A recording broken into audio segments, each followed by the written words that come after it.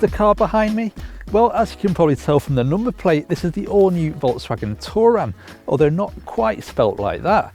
And yes, while you might be thinking it does look very similar to the last one, actually don't be fooled by Volkswagen's conservative design, because this is an all-new car. So underneath there's a stretched version of Volkswagen's MQB platform, which is found under everything from the Golf to the Skoda Octavia and makes this car 130mm longer than before.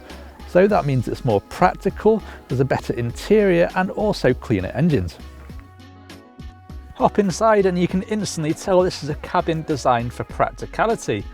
You sit high up so the view out is fantastic, and these absolutely massive windows mean that there's loads of light inside the cabin, especially if you've got this full-length panoramic sunroof as fitted to the SE family trim. It all feels very nicely trimmed too. This steering wheel is really plush, although it does sit a little bit high up for me even in its lowest setting, which it's in now. I particularly like this brushed aluminium, which looks really sort of classy and modern, and this secret panel for passengers. Well, it'd be nice if there was some missile launch buttons or flashing LEDs under here, but instead they'll have to make do with a CD player and 2 SD card slots. Probably the most important thing in here though is storage with a capital C for cup holders. Because well, if McDonald's decide to bring back the supersized drink, then these cup holders are future-proofed because they're absolutely massive. With smaller cups like this one, there's also little flip-out arms which grip onto things to stop them from sliding around. And in fact, there are no less than 47 storage cubbies dotted around this car, including highlights like this one on top of the dash, which is ideal for things like your sat-nav or sunglasses. There's this really large one in front of the gear stick with a USB charger, 12 volt and aux, so you can put all your gadgets down here. There's even a smaller one here behind the steering wheel for things like your change. Of course, you also get a standard size glove box and these door bins, which are probably some of the biggest I've ever seen, so there's no problem putting large bottles of water in those. And perhaps a standout feature, especially when you're spending all day filming a car, is this central cubby, which hides quite a large dustbin. Trim levels start with the rather basic S and then move up through SE and this SE family, which, as I mentioned before, gets the panoramic sunroof, rear blinds for the windows, a sat-nav and a really clever feature which can actually project the driver's voice into the rear speakers, presumably for telling off your kids. But for a really posh MPV, you need the top SEL trim level, which adds niceties such as adaptive cruise control and even a pollen filter for you hay fever sufferers. Now, one of the main differences between the larger Sharan and the Touran is that this car has conventional rear doors rather than sliding ones, so it's not quite as good in tight car parks. But they open almost 90 degrees, so there is a large access point. These seats are really flexible too. They're a new design and they slide really far forwards, giving you lots more boot space if you need it. They can also go back again, recline, and this is my favorite feature. If you want to get into the third row, they tip and push forwards, giving you a really easy access into the third row. Come round to the boot and all Tourans get 7 seats as standard, and they feature a new design, which means they all sit flush with the boot floor when folded flat, and that even includes the front passenger seat on SE trims and above. So if you buy that tall wardrobe, which is actually a lot bigger than you thought when you get out to the car, then at least you can push it right up to the dashboard. With all rear seats folded flat, you can carry over 1800 litres, placing this on a par with the Citroën C4 Picasso.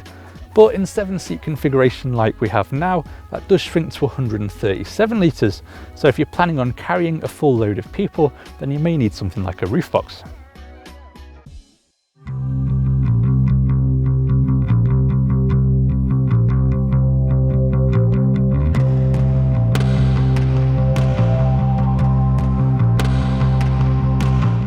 Before choosing an engine, you'll need to decide what you're going to be using the Touran for. So if it's mainly a town shopper or even a school runmobile, then the 1.6 litre diesel or the 1.2 petrol should be nippy enough.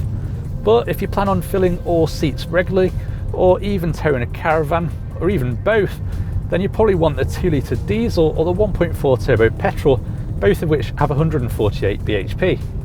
We're in the diesel, which also has a 6-speed automatic DSG gearbox fitted.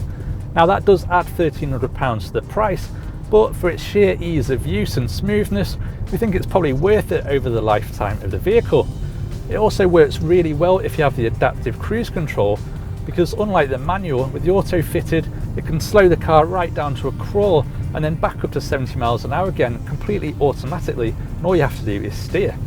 The Touran's engine range is around 20% cleaner than before, and this mid-range diesel can manage 60 mpg while emitting 125 grams per kilometre of CO2. And if you go for the manual, that mpg figure improves by about 4. And in the corners, well, this Touran is actually surprisingly nimble for its size. So while day to day it might be something of a cruiser, if you do suddenly need to swerve to avoid an obstacle in the road, or you're going around a corner and it suddenly tightens on you, then it's actually got tenacious grip.